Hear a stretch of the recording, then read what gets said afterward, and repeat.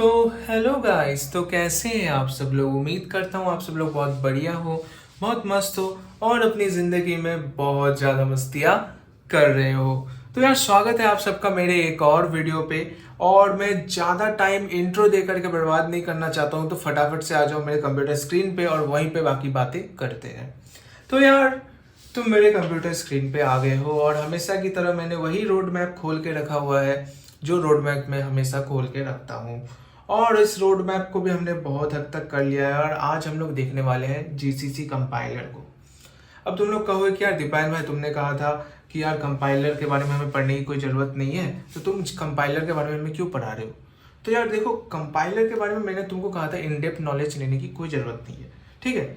लेकिन एटलीस्ट आपको थोड़ा सा जानना चाहिए कि मैं जिस कंपाइलर पे काम कर रहा हूँ उस कंपाइलर के बारे में थोड़ा सा भी हो तो आपको आइडिया रहना चाहिए। क्योंकि कल को अगर इंटरव्यूअर आपसे पूछ ले कि ये जीसीसी क्या है, ये जीसीसी कंपाइलर क्या है, तब अगर आप नहीं बोल पाओगे तो आप कहोगे कि यार दीपायन भाई ने मुझे क्या उल्टा पुल्टा समझा दिया, क्या सिखाया, और आप मुझे दोष दोगे। तो उससे अच्छा है कि यार मैं तुमको थोड़ा सा सिंपल वे में समझा दूं इस चीज़ को, ताकि अगर तुमसे कोई क्वेश्चन पूछे तो तुम उसको बता सको कि एक्चुअल में मेरे बैकएंड पे क्या काम चल रहा है। भले ही तुम उसको पूरी इन डेप्थ एक्सप्लेन करने की जरूरत नहीं है, लेकिन एटलीस्ट तुम इतना बोल सको कि हाँ तुमको पता है कि क्या क्या चीज़ होता है, ठीक है।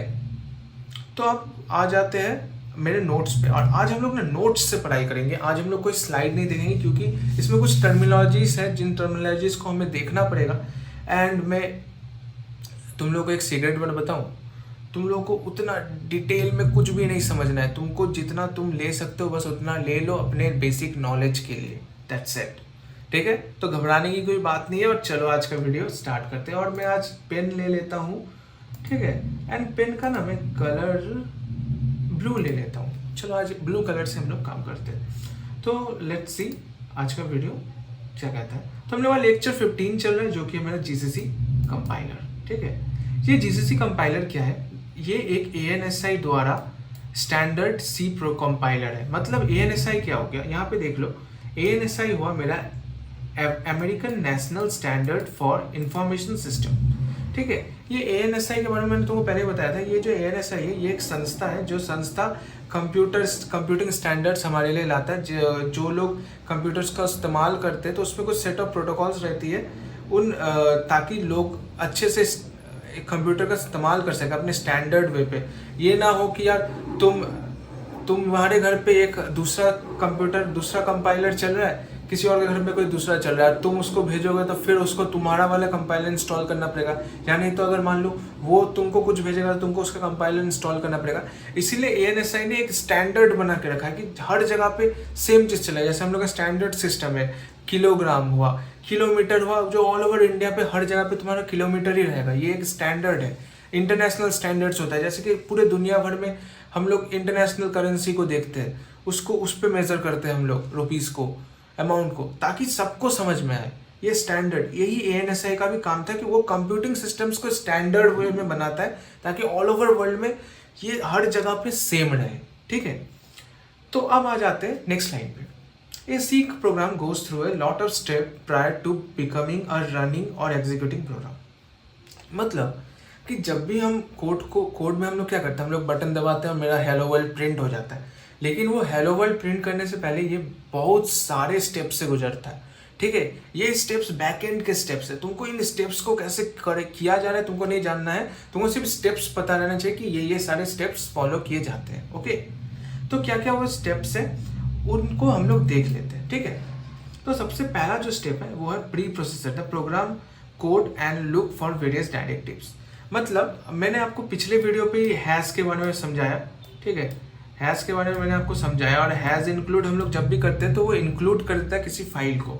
तो जब भी मेरा सी प्रोग्राम जब एग्जीक्यूट करते हैं ना या कंपाइल करते हैं, तब सबसे पहले ये इस हैश वाले सिंबल को ढूंढता है।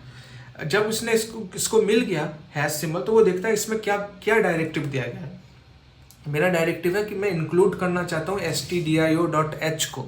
तो वो क्या करेगा, वो सीधा सीधी stdio.h को फाइल को वो ढूंढेगा अपने लाइब्रेरी में, और जैसे उसको मिल जाएगा उसको सबसे पहले प्रोग्राम के स्टार्टिंग में चिपका देगा, ठीक है। यही इसका काम है। तो इसको हम लोग कहते हैं प्री प्रोसेस। मतलब जो सबसे पहले जो मेरा प्री प्रोसेसर सब जो लगा हुआ था, जो जो फाइल मैंने इंक्लूड करने के लिए रखा हुआ था सबसे पहले, वो सबसे पहले उनको इंक्लूड कर लेगा, तब इसका काम खत्म। जब जैसे इसका काम खत्म हो गया, ये टिक हो गया, तब मेरा नेक्स्ट स्टेप होगा कि ये चेक करेगा कि कहीं कोई एरर तो नहीं है कोड में, कहीं कहीं पे कोई सेमीकोलन मिस तो नहीं है, कहीं कोई सिंटैक्स पे कोई एरर तो नहीं है। अगर ऐसा कुछ रहा तो वो वहीं पे प्रोग्राम को कैंसिल कर देगा और तुम्हारा प्रोग्राम कह देगा कंपाइलेशन एरर। लेकिन अगर वो नहीं हुआ और वो भी ठीक है, तुमने कोई सिंटैक्स एरर नहीं किया, तो उस पर भी टिक लग जाएगा। तब आएगा थर्ड स्टेप। थर्ड स्टेप पे क्या होगा, वो अपने जो कंपाइल किया हुआ जो प्रोग्राम कोड है वो उसको टेम्पररी अपने किसी एक डिस्क पे स्टोर करके रख देगा। मतलब कि तुम्हारा जैसे वो कंपाइल हो गया तो वो उसको स्टोर करके एक टेम्पररीली अपने मेमोरी पे स्टोर करके रखता है, ठीक है। उसके बाद ये क्या करता है, जैसे ये सारे काम हो जाते हैं उसके बाद ये सारे नेसेसरी लाइब्रेरीज और जो भी उस कोड के अंदर में तुमने जितना जो भी कुछ लिखा हुआ था उन सब चीज़ों को वो लिंक करता है एक साथ। जैसे कि तुमने पहले इंक्लूड कर लिया फाइल, अब तुम्हारे लाइब्रेरी फाइल के अंदर में भी तो तुमने कुछ कुछ फंक्शंस का इस्तेमाल किया, जैसे प्रिंट एफ व स्कैन एफ, तब वो उन सबको अपने प्री प्रोसेसर के साथ लिंक करेगा। और जब सारी चीज़ें लिंक हो जाएगी उसके बाद तुम्हारा कोड रन होगा। बहुत ज़्यादा कॉम्प्लिकेटेड चीज़ है, बस तुमको इतना तक, ये 4 स्टेप्स तक ही खाली तुमको समझना है। प्रोसेसिंग, एरर चेकिंग, एक और स्टेप आता है इसमें जिसमें क्या करता है वो पहले ही सबसे पहले वो कमेंट्स सबको हटा देता है। अगर कोई कमेंट्स रहता है तुम्हारे कोड पे, हमने कमेंट्स के बारे में बहुत देखा है, तो मल्टी लाइन हो या सिंगल लाइन कमेंट हो वो उन सबको ऑमिट कर देता है। मतलब क्योंकि कमेंट का मतलब है कि इग्नोर करना, उनको वो सबसे पहले इग्नोर करता है, ठीक है। तो ये भी प्रोसेसिंग पे आता है, बैक एंड पे। हम यहाँ पे ये लिखा हुआ नहीं क्योंकि उतना इंपॉर्टेंट पॉइंट नहीं है, लेकिन आपको ये जानना चाहिए कमेंट्स को भी हटाया जाता है पहले ही। और ये प्रोसेस एकदम प्री प्रोसेसिंग के टाइम पे ही हो जाता है, ठीक है। तो आपको खाली इन 4 पॉइंट्स को याद रखना है and you will be good to गो।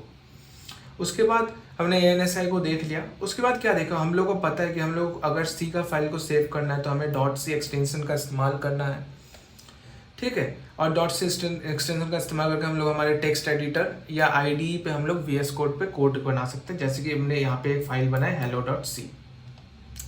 एक मैं आपको टिप दे देना चाहता हूँ, वो ये है कि ये विजुअल स्टूडियो कोड क्या है, इसको हम लोग कॉमनली रेफर करते हैं VS कोड के साथ। ये एक सोर्स कोड एडिटर है जिसको माइक्रोसॉफ्ट ने डेवलप किया था विंडोज़ के लिए, लिनक्स के लिए और मैकओएस के लिए।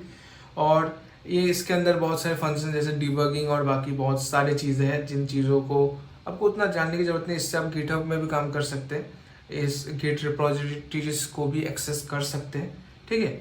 और ये अपना, अब मैं जैसे अपने कोड, मुझे अच्छा लगता है मैं अपने टेक्स्ट एडिटर का थीम चेंज करते रहता हूँ। थीम चेंज कर सकते हैं हम लोग, कीवर्ड से शॉर्टकट्स कर सकते हैं।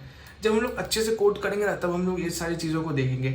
हम लोग नए नए एक्सटेंशंस लगा सकते हैं, जैसे कि मैंने कोई इंटेलिजेंस आइडिया लगवाया था जिससे कि हमें क्या मिलता है, प्रॉम्प्ट मिल जाता है कि कहीं पे कोई एरर आया तो वो पहले ही बता देता है। ये फ़ायदा होता है VS कोड का, ठीक है। तो ये सारी चीज़ें हैं VS कोड के बारे में। यहाँ पे क्या लिखा है, both of the preceding command statement open a text editor and create a new file called hello.c। मतलब जैसे अपने hello.c कर दिया तो वो एक नया फाइल बनाएगा और उस फाइल पे वो hello.c लिखा हुआ एक फाइल बना करके आपको ओपन करके दे देगा और आपको उस टेक्स्ट एडिटर पे आपको अपना कोड लिखना पड़ेगा, ठीक है। जैसे आपने एक एडिटर का इस्तेमाल करके जैसे आपने एक फाइल को बना लिया, ठीक है, उसके बाद आप जरूर उसका एग्जीक्यूट करोगे। तो एग्जीक्यूट 2 तरीके से होता है। एक जो होता है कि हम लोग डायरेक्ट करते हैं एक्सटेंशन का इस्तेमाल करके, जैसे कि मेरा कोड रनर हो गया, जो ऊपर कोई बटन दिखता है ना जो हमने इंस्टॉल किया था जब मैंने VS कोड को इंस्टॉल किया था, जो आप मेरे 3rd वीडियो पे देख सकते हो। तो उस पर जब भी हम लोग क्लिक करते हैं तो मेरा कोड ऑटोमेटिक रन हो जाता है। लेकिन अगर हम टर्मिनल से रन करना चाहें बिना उस चीज़ की मदद से, तो हमें कैसे करना है, उसके लिए सबसे पहले हमें GCC लिखना पड़ेगा जो कि मेरे कंपाइलर का नाम है। उसके बाद अपना फाइल का नाम लिखना पड़ेगा, ठीक है। तो जैसे ही अगर कोई एरर नहीं रहा और अगर आपका कोड कंपाइल हो गया तो वो एक a.exe वाला फाइल बनाएगा, ठीक है, ठीक है। और ये जो a.exe वाला फाइल अगर बन गया तो आपका प्रोग्राम परफेक्ट है, कोई एरर नहीं है। लेकिन अगर आपका प्रोग्राम नहीं हुआ और वो कोई दूसरा कोई एरर दिया, जो मान लो अगर आपका कोड सही है लेकिन फिर भी वो फाइल नहीं जनरेट कर पा रहा है, a.exe हो, जो कि विंडोज़ के लिए होता है a.exe और यूनिक्स और मैकओएस के लिए a.out होता है, ठीक है। ये भी यहाँ पे लिखा हुआ है, ये देख सकते हो आप लोग। ये चीज़ आपको पढ़नी है। लेकिन अगर मान लो आपका कोड ठीक है लेकिन फिर भी नहीं आ रहा है आपको एग्जीक्यूटेबल फाइल, तब आपको क्या करना है, आपको चेक करना है कि क्या मैंने जो आपको VS कोड इंस्टॉल करने के टाइम समझाया था, क्या मेरा MinGW का जो बिन है, बिन का पाथ जहाँ पे मेरा कंपाइलर है GCC, वो क्या परफेक्टली मेरे कंप्यूटर के पाथ पे स्टोर्ड है कि नहीं, उसका पाथ क्या मेरा इन्वायरमेंट वेरिएबल्स पे स्टोर्ड है कि नहीं, आपको ये चेक करना है। अगर आपको ये नहीं समझ में आ रहा है तो, और अगर आपका एरर दे रहा है, तो मैं आपको बिल्कुल सजेस्ट करूंगा आप मेरे 3rd वीडियो पे जाइएगा, नीचे प्लेलिस्ट दिया हुआ है, उससे आप देखिएगा VS कोड इंस्टॉलेशन का एक वीडियो है, उस वीडियो पे जाइएगा, उसमें अच्छे से एक्सप्लेन किया हुआ है और एकदम देख करके आराम से कर लीजिएगा, ठीक है। अब आते हैं, ये जो a.exe है ये विंडोज़ के लिए होता है, a.out होता है, मैक यूनिक्स ऑपरेटिंग सिस्टम हो, लिनक्स हो या मैक ओएस के लिए a.out आता है। एवरी टाइम जब भी आप सी प्रोग्राम को कंपाइल करेंगे GCC से, तो ये अपना प्रीवियस जो भी डेटा रहता है उसको ओवरराइट करता है। क्यों? क्योंकि मैंने आपको पहले कहा कि ये स्टोर कहाँ पे करता है मेरा एग्जीक्यूटेबल फाइल को, एक टेम्पररी मेमोरी लोकेशन पे, टेम्पररी मेमोरी एड्रेस पे। तो अब टेम्पररी मतलब क्या है कि आप अगर उस पर फिर से कुछ नया डालोगे तो वो पिछले चीज़ को भूल जाएगा, टेम्पररी मेमोरी है उसकी, ठीक है ना। इतना आपको समझ में आ रहा है। तो अगर मान लो आप चाहते हो कि मुझे a.exe नहीं, मुझे मेरा फाइल का दूसरा कोई एक एग्जीक्यूटेबल फाइल चाहिए, तो आप वो कर सकते हो। उसके लिए कुछ नहीं करना है, आपको GCC करना है, अपना प्रोग्राम का नाम लिखना है जो आप जिस पे आपने कोड लिखा है, उसके बाद अपना जो नया एग्जीक्यूटेबल नेम जो आप चाहते हो उसको यहाँ पे लिख देना है, एंड फिर you will be good to go. और ये जो 0 है, ये लेटर हो, ये ऑप्शंस बताता है कि हम लोग इससे क्या क्या स्पेसिफिक यूनिक चीज़ें कर सकते हैं हमारे कोड के साथ। इन चीज़ों का आपको उतना डिटेल में नहीं देखना है, आपको सिर्फ ये अगर आप ऐसे टाइप कर दोगे, यहाँ पे आप अपना फाइल नेम लिखोगे और यहाँ पे आप जो नेम चाहते हो अपने exe फाइल के लिए वो लिखोगे और ये आप काम कर जाएगा, ठीक है। जैसे यहाँ पे, जैसे देखो मैंने यहाँ पे GCC hello.c कर दिया, उसके बाद hello.exe किया एंड ये हो गया, ठीक है। इससे क्या होगा, एक्चुअल फाइल नेम मेरा क्रिएट होगा, ठीक है।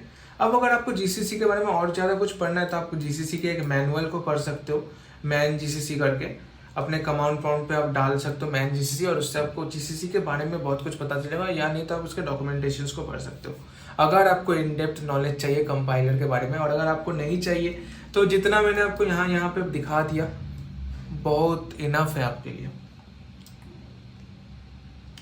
अगर आपको एग्जीक्यूट करना है अपने इस .exe फाइल को, अगर आपको एग्जीक्यूट करना है तो आपको कुछ नहीं करना है, क्योंकि हमने यहाँ पे नेम क्या बनाया था, hello.exe बनाया है, तो मैं यहाँ पे डॉट डालूंगा, एक स्लैश डालूंगा, उसके बाद अपना जो फाइल नेम है hello वो लिख दूंगा।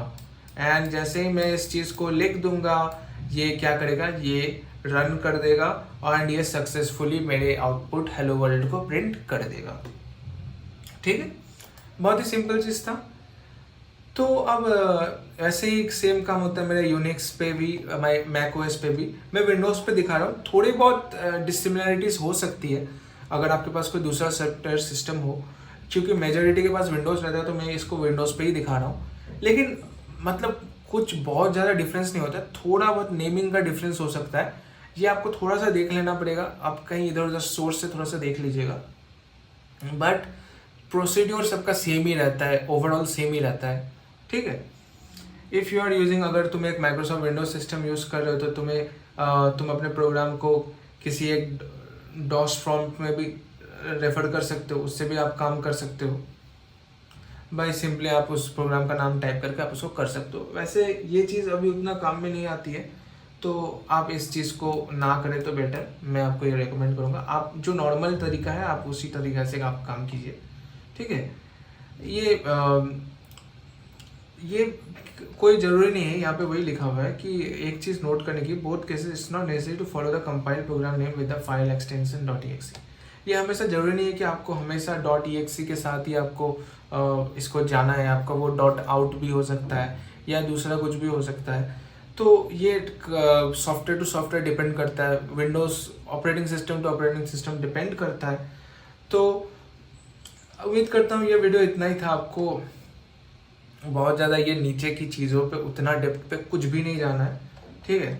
खाली आपको ये ऊपर वाले जो मैंने ये 4 पॉइंट्स दिए, ये pre processing, error code checking, compiling और स्टोरिंग द डेटा, ये लिंकिंग, ये 4 पॉइंट्स आपको अच्छे से याद रखना है कि एटलीस्ट आपको कोई पूछ ले तो आप ये 4 स्टेप्स उनको बता सको, ठीक है। बाकी डिटेल में अगर आपको कभी जाने का मन हो, बहुत पढ़ने का मन हो, तो आप जा सकते हो। बट इतना भी अगर आप कर लोगे तो मैं हॉनेस्टली कहता हूँ हो जाएगा, चल जाएगा। बहुत है, बहुत है, मैं कहूँगा बहुत ज़्यादा है।